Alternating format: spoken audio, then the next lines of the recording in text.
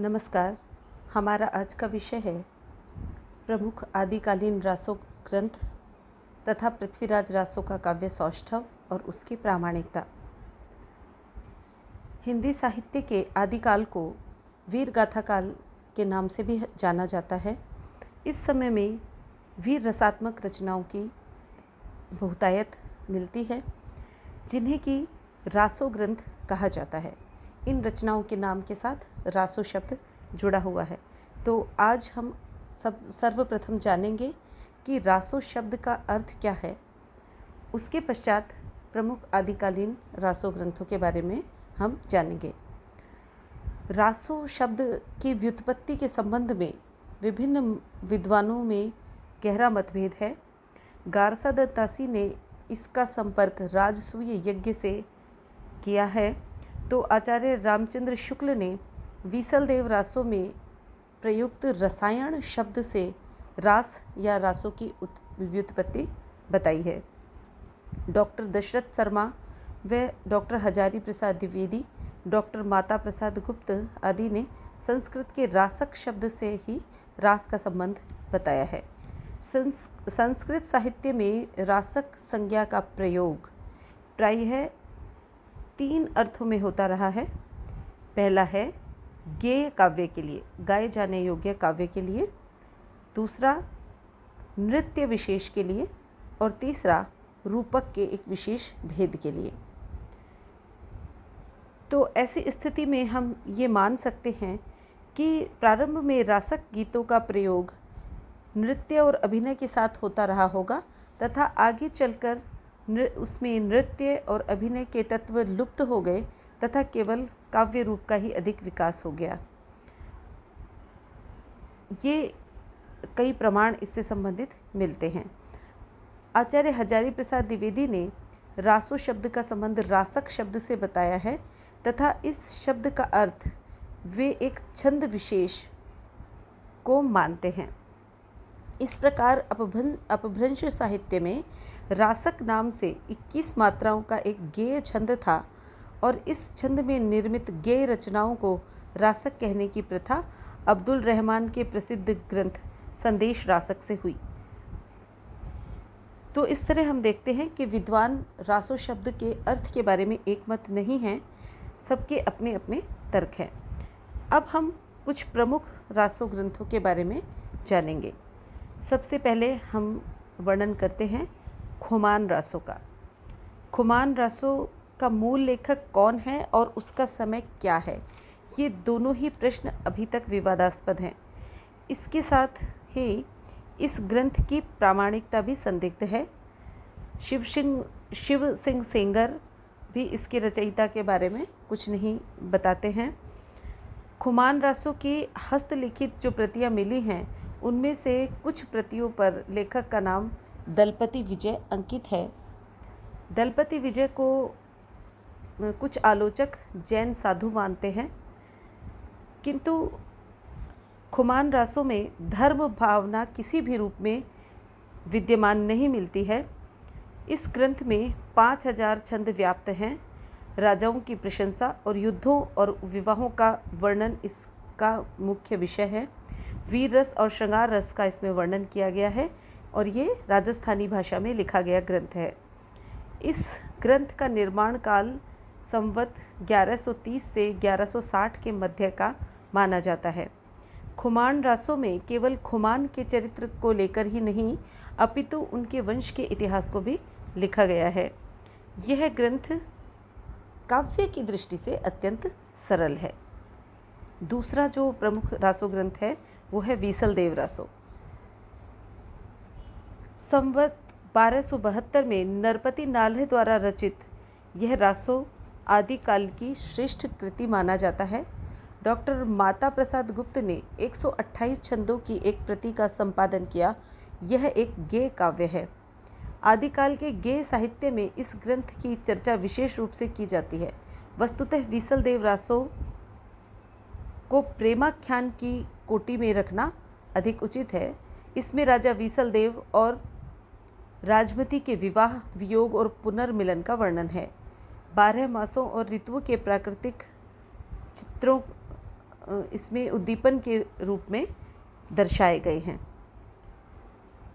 इतिहासकारों ने इस ग्रंथ को वीर काव्य की कोटि में रखा है, किंतु वीर काव्य के बजाय यह प्रेमाख्यान काव्य अधिक प्रतीत होता है।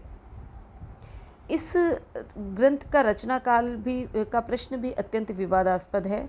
आचार्य शुक्ल ने इसका रचना काल संवत 1212 स्वीकार किया है। इस ग्रंथ में लेखक ने इतिहास या वंशावली प्रस्तुत नहीं की है, अपितु उन्होंने इसमें सरस कल्पना और काव्यमय रूप का चित्रण किया है। यही कारण है कि इसमें विग्रह राज चतुर्थ की वीरता को अधिक महत्व नहीं दिया गया है। इस ग्रंथ का चरित नायक अजमेर का चौहान राजा वीसलदेव तृतीय है। कई विद्वानों ने विग्रहराज चतुर्थ को इसका नायक माना है। इस ग्रंथ की भाषा उस युग की भाषा का संधि स्थल भी कह सकते हैं। इसकी भाषा में एक ओर तो अपभ्रंश है और दूसरी ओर हिंदीपन दिखाई पड़ता है। भाषा का यह रूप ही इसे संवत 1212 की रचना सिद्ध करता है। इस विरह काव्य में 4 खंड हैं तथा 125 छंद हैं। इसके प्रथम खंड में अजमेर के विग्रहराज चतुर्थ तथा परमार वंश के राजा भोज की कन्या राजमती का विवाह वर्णित है। द्वितीय खंड में राजमती के व्यंग पर राजा का उड़ीसा प्रवास वर्णित है। तृतीय खंड में राजमती का विरह वर्णन और 12 वर्षों के बाद राजा का आना तथा चतुर्थ खंड में राजमती के मायके चले जाने तथा वीसलदेव का उसे अजमेर वापस ले आना वर्णित है। ये जो सारी कथा है वीसलदेव और राजमती की, यह मुक्तक छंद में कही गई है, मुक्तक के रूप में कही गई है। यह ग्रंथ विरह के स्वाभाविक चित्र प्रस्तुत करता है। संयोग और वियोग श्रृंगार का सफल चित्रण के साथ साथ प्रकृति का चित्रण भी इसमें भरपूर मात्रा में हुआ है। इस ग्रंथ की सबसे बड़ी विशेषता यह है कि विविध घटनाओं के वर्णनों के होते हुए भी इस काव्य में नीरसता नहीं आई है। राजमती का चरित्र बड़ा ही सजीव और विलक्षण है। विरह काव्य होने के कारण इसमें संयोग के मांसलतापूर्ण चित्रों का प्राय अभाव है। इस दृष्टि से यह संदेश काव्य परंपरा में आता है। इसमें कहीं कहीं साधारण और आक्रामक शैली में घटनाओं का वर्णन मिलता है। वास्तव में वीसलदेव रासो अपनी गेयता, संक्षिप्तता और सरस चित्रों के फलस्वरूप प्रभावित करता है। इसके पश्चात तीसरा जो रासो काव्य है जिसके बारे में हम जानेंगे वो है परमाल रासो। इसे आला खंड भी कहा जाता है। यह कलिंजर के राजा परमर्दी देव के आश्रित कवि जगनीक का वीर काव्य है। इसमें आला और ऊदल नाम के 2 वीर सरदारों के जीवन का सजीव वर्णन है। एक बार पृथ्वीराज चौहान ने चंदेल राज्य पर आक्रमण किया, जिसमें 2 क्षत्रिय वीर आला और ऊदल वीरगति को प्राप्त हुए। जगनीक ने इन्हीं 2 वीरों की गाथा को लेकर काव्य लिखा है। बहुत दिनों तक इस काव्य को पृथ्वीराज रासो का ही एक खंड महोबा खंड के रूप में समझा जाता रहा, किंतु नागरी प्रचारणी सभा काशी से यह रचना प्रकाशित हुई, जिसके संपादक डॉक्टर श्याम सुंदर दास हैं। इनका कहना है कि परमाल रासो वास्तव में पृथ्वीराज रासो का महोबा खंड नहीं है, बल्कि उसमें वर्णित घटनाओं को लेकर मुख्यतः पृथ्वीराज रासो में दिए हुए एक वर्णन के आधार पर लिखा हुआ एक स्वतंत्र काव्य ग्रंथ है। इस ग्रंथ में वीर भावनाओं का बहुत सुंदर चित्रण मिलता है। जगनीक की भावधारा, उसकी भाषा आज तक रसिकों के मन को आप्लावित करती है। यह आलाखंड आज भी वर्षा ऋतु में गाया जाता है। इन गीतों को आल्हा रासो भी कहा जाता है। चौथा जो रासो ग्रंथ है वो है विजयपाल रासो। चारण कवि नल सिंह द्वारा लिखित यह काव्य वीर काव्य है। इसमें करौली के राजा विजयपाल द्वारा लड़े गए युद्धों का काव्य में वर्णन है। इसकी भाषा अपभ्रंश से प्रभावित है। अगला जो ग्रंथ है वो है संदेश रासक। संदेश रासक अब्दुल रहमान द्वारा रचित एक खंड काव्य है। यह ग्रंथ आदिकालीन साहित्यिक प्रवृत्तियों को समझने में बहुत महत्वपूर्ण सिद्ध हुआ। डॉक्टर हजारी प्रसाद द्विवेदी ने इसका रचना काल निश्चित रूप से 11वीं शताब्दी माना है। यह कल्पित लोक कथा पर आधारित है। यह रचना कालिदास के मेघदूत के समान कथात्मक होते हुए भी विभिन्न मुक्तकों की एक सुंदर माला है, जिसमें विरह की सूक्ष्म से सूक्ष्म अनुभूतियों की सुंदर अभिव्यक्ति हुई है। संदेश रासक मध्यकालीन श्रृंगारिक परंपरा पर लिखे गए विरह साहित्य का प्रतिनिधि काव्य है। इसमें विरहिणी के भावपूर्ण विरह दग्ध और कातर हृदय की भावनाओं की अत्यंत मार्मिक और कलात्मक अभिव्यक्ति हुई है। संदेश रासक की कहानी बड़ी सरस एवं मर्मस्पर्शी है। इसमें विरहिणी की विरह गाता है, जिसका पति मुल्तान गया है, अतः वह पति की प्रतीक्षा में मार्ग में खड़ी है। उसे मुल्तान से आता हुआ एक पथिक मिलता है, जिसके सम्मुख होकर वह अपनी विरह दशा का वर्णन करती है।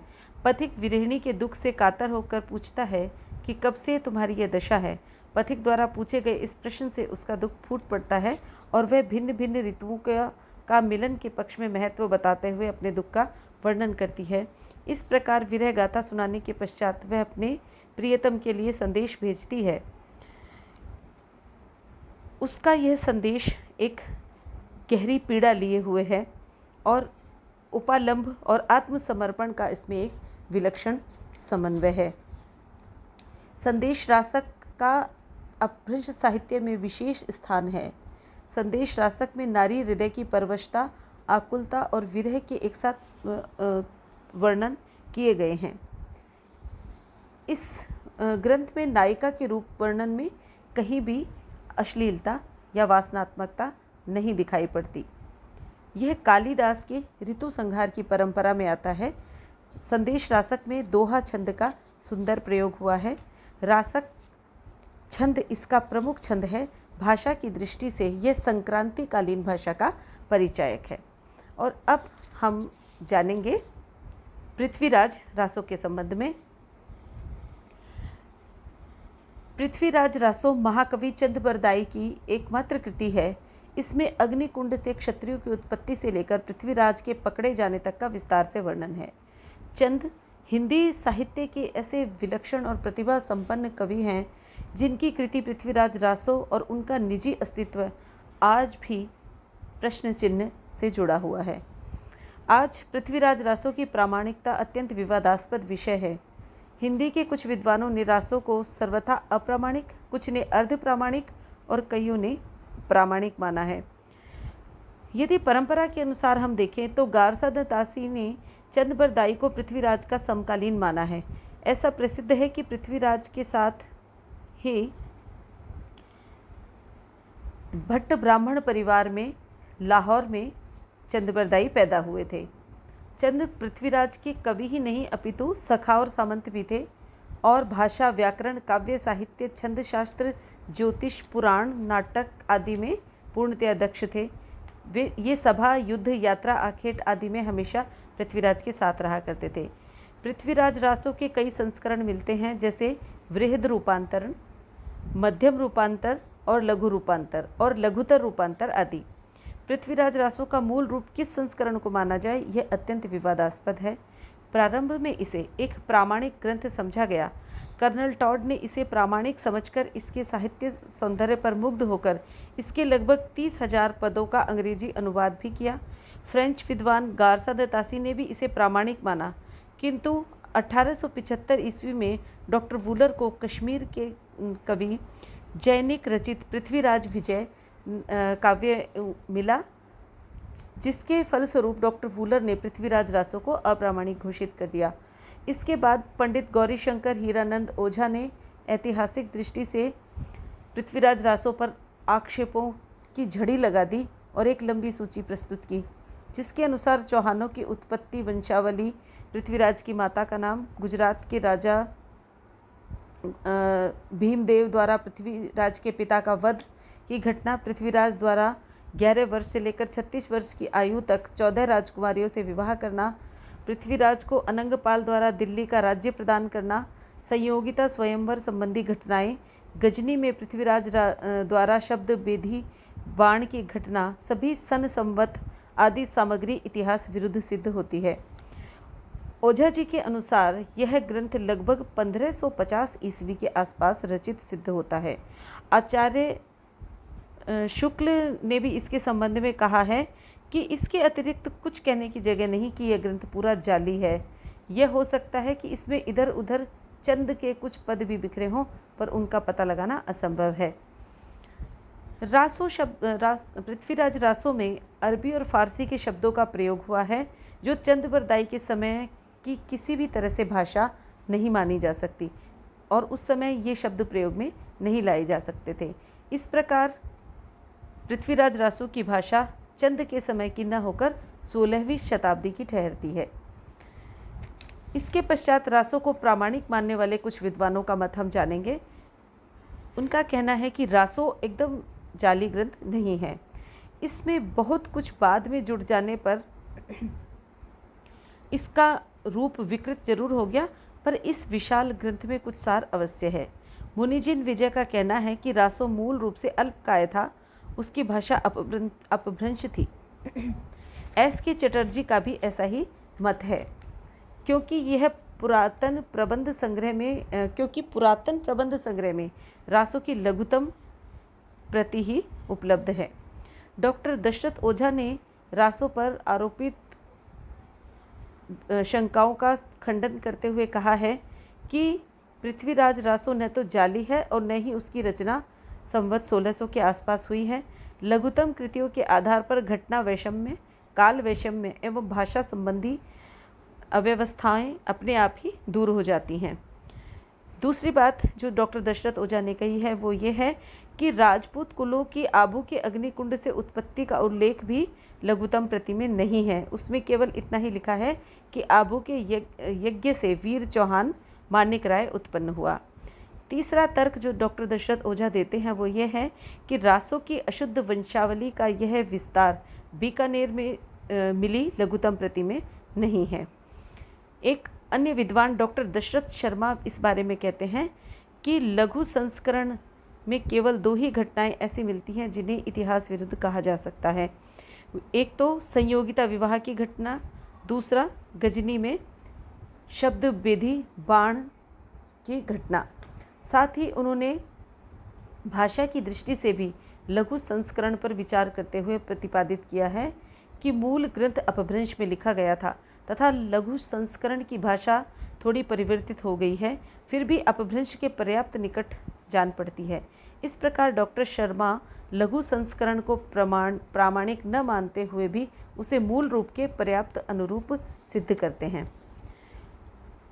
एक अन्य विद्वान डॉक्टर हजारी प्रसाद द्विवेदी एवं डॉक्टर माता प्रसाद गुप्त ने भी इस क्षेत्र में नया प्रयास किया।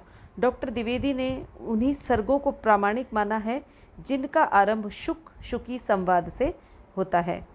पृथ्वीराज रासो की भाषा संबंधी गड़बड़ी के बारे में भी वे लिखते हैं कि रासो की प्रामाणिकता के समर्थकों का मानना है कि उस समय मुसलमानों के आक्रमण आरंभ हो रहे थे, अतः लाहौर का निवासी होने के कारण चंद्रबरदाई की भाषा में अरबी फारसी शब्दों का प्रयोग उचित और तर्कसंगत है।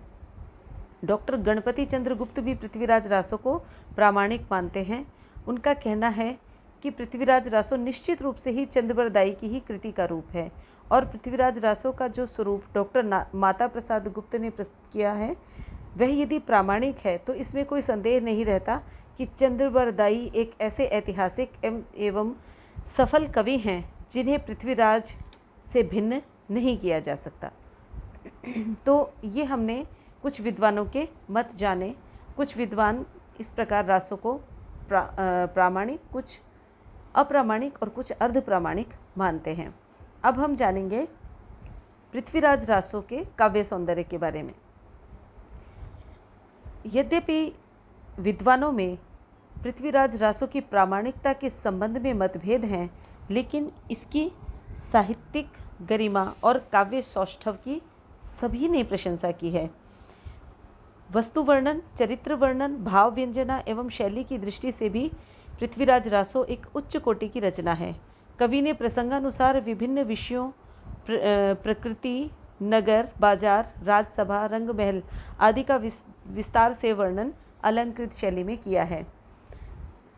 विभिन्न पात्रों का, जिनमें ये 3 प्रमुख पात्र हैं, पृथ्वीराज का चंद्रबरदाई और संयोगिता की चारित्रिक विशेषताओं का परिचय हमें इस रचना में पूर्ण रूप से मिलता है।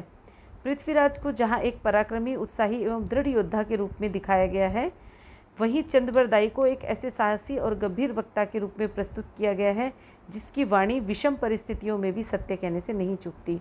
इसमें प्रधानतः 2 रस हैं, वीरस एवं शृंगार रस, और दोनों ही रसों का बहुत सुंदर परिपाक हुआ है। इन दोनों की अभिव्यक्ति पृथ्वीराज रासों में प्रसंगों के अनुसार ही हुई है। रासोकार ने सौंदर्य वृद्धि के लिए भाषा में अनुप्रास, यमक, श्लेष, वक्रोक्ति, उपमा, रूपक, उत्प्रेक्षा तथा अतिशयोक्ति आदि अलंकारों का भी सुंदर प्रयोग किया है। रासों में 68 प्रकार के छंद पाए जाते हैं। कहीं कहीं छंद परिवर्तन में अस्वाभाविकता जरूर आ गई है, लेकिन फिर भी हम कह सकते हैं कि हिंदी के ऐतिहासिक रासों काव्य में पृथ्वीराज रासों एक महत्वपूर्ण रचना है। यह कथा वस्तु नियोजना, चरित्र चित्रण की स्वाभाविकता, भावों की उत्कृष्टता, शैली की उत्कृष्टता एवं उद्देश्य की उच्चता की दृष्टि से अपने युग का अनूठा काव्य है। तो इस प्रकार हमने देखा कि ये विभिन्न रासोकालीन ये विभिन्न आदिकालीन रासो ग्रंथ थे, जिनमें हम प्रतिनिधि ग्रंथ पृथ्वीराज रासों को ही मानते हैं। पृथ्वीराज रासों यद्यपि प्रामाणिकता के संदर्भ में विवादास्पद है, किंतु फिर भी ये इसमें कहीं ना कहीं कुछ ना कुछ सत्य घटनाएं अवश्य हैं, और कहीं ना कहीं इसमें चंद्रबरदाई के कुछ छंद, कुछ पद अवश्य वर्णित हैं। धन्यवाद।